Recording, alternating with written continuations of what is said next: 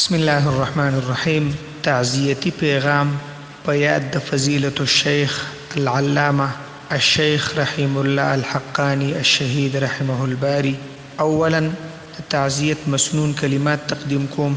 إن لله ما أخذ وله ما أعطى وكل شيء عنده بأجل مسمى فلتصبر ولتحتسب. او ثانيا دا خبركم چې فضيلة الشيخ العلامة الشيخ رحم الله الحقاني الشهيد رحمه الباري شهادت دی الله سبحانه وتعالى په خپل عالی دربار کې قبول او منظور فرمایي.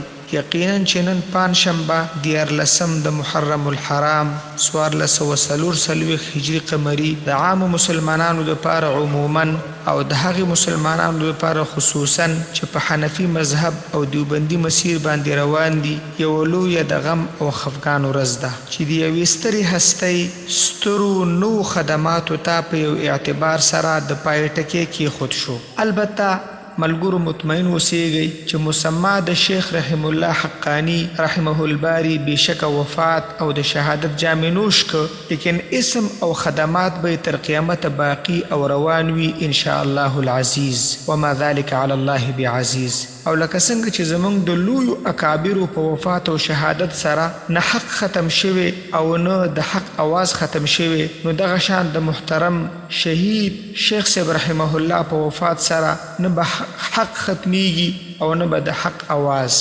او بیا په داسې حال کې چې الحمدلله په زرګونو وفادار سرتیري باهمته بحور العلم شاگردان او ملګري هم لري.